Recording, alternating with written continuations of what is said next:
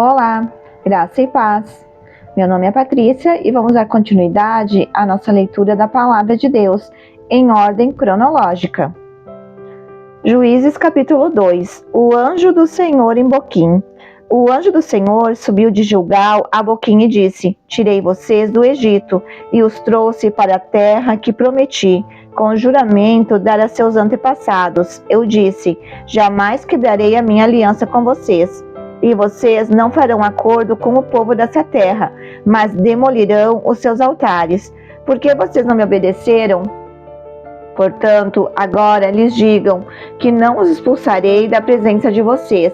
Eles serão seus adversários e os deuses deles serão uma armadilha para vocês. Quando o anjo do Senhor acabou de falar a todos os israelitas, o povo chorou em alta voz, e ao lugar chamaram Boquim. Ali ofereceram sacrifícios ao Senhor. Depois que toda aquela geração foi reunida a seus antepassados, surgiu uma nova geração que não conhecia o Senhor e o que ele havia feito por Israel. Então, os israelitas fizeram o que o Senhor reprova e prestaram culto aos Baalins. Abandonaram o Senhor, o Deus dos seus antepassados, que os havia tirado do Egito, e seguiram e adoraram vários deuses dos povos ao seu redor, provocando a ira do Senhor. Abandonaram o Senhor e prestaram culto a Baal e a Astarote. A ira do Senhor se acendeu contra Israel, e ele os entregou nas mãos de invasores que os saquearam. Ele os entregou aos inimigos ao seu redor, aos quais já não conseguiam resistir.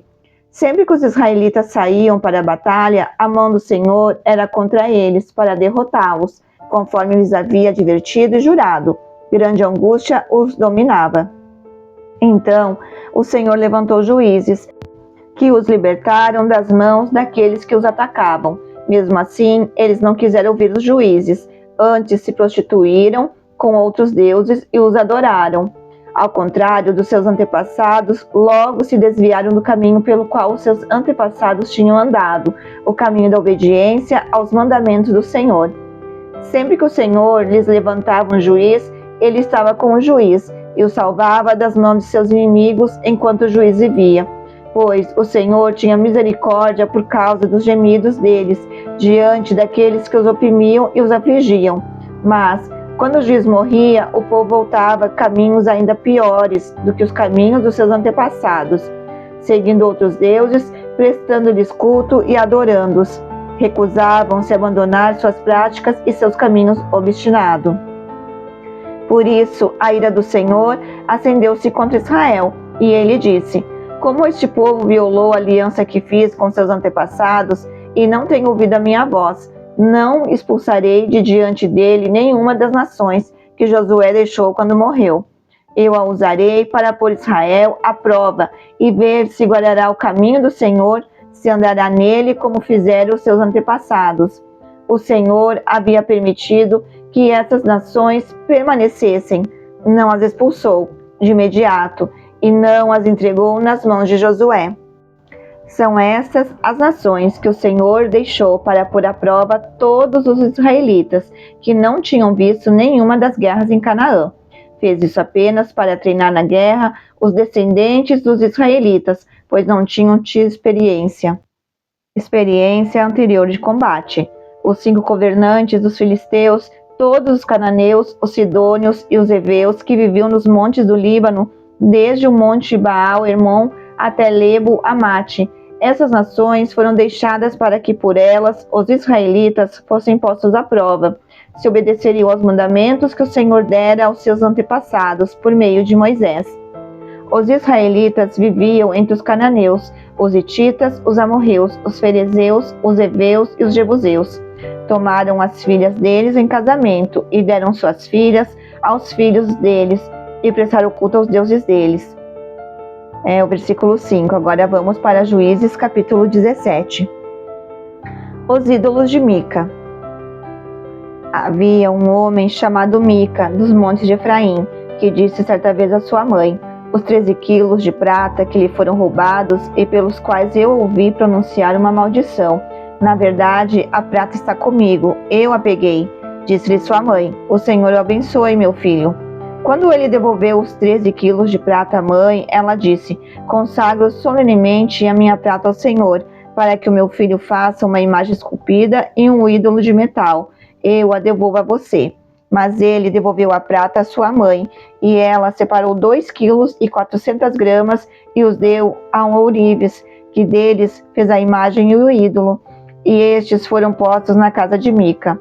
Ora, esse homem, Mica, possuía um santuário, fez um manto sacerdotal e alguns ídolos da família, e pôs um de seus filhos como seu sacerdote.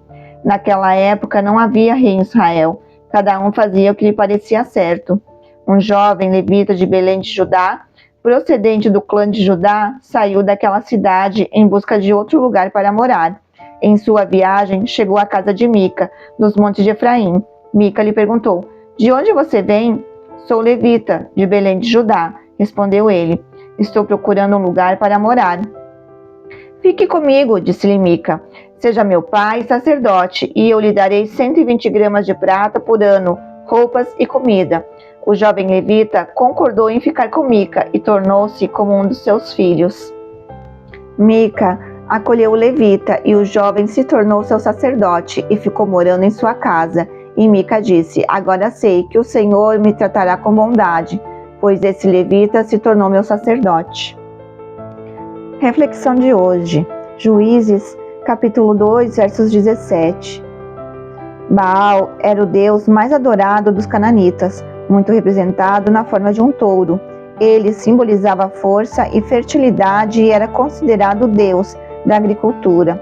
Astarote era a esposa de Baal, deusa mãe do mar, que era adorada com postes de madeira que substituíam as árvores sagradas. Por que o povo de Israel se afastaria de Deus por Baal e Astarote? A religião cananita apelava à natureza sensual e prometia mais benefícios de curto prazo: liberdade sexual, mais filhos, melhores fazendas. As pessoas podiam cumprir seus requerimentos religiosos e ainda saciar seus desejos pessoais. Na vida cristã, às vezes procuramos por benefícios de curto prazo também, ou procuramos por práticas cristãs que nos deem algo em troca. A fé cristã tem dessas coisas? Às vezes. Jesus disse: eu vim para que tenham vida e tenham com abundância, João 10:10. Mas ele também disse: e de todos sereis odiados por causa do meu nome, Lucas capítulo 21, versículo 17. Devemos ouvir tanto as promessas de Deus como os seus alertas, como também não procurarmos apenas as bênçãos, mas também aceitar as dificuldades. Se ignorarmos algum dos dois lados, estaremos adorando um ídolo não muito diferente de Baal. Finalizamos mais uma leitura da Bíblia Sagrada em ordem cronológica. Deus abençoe e até a próxima.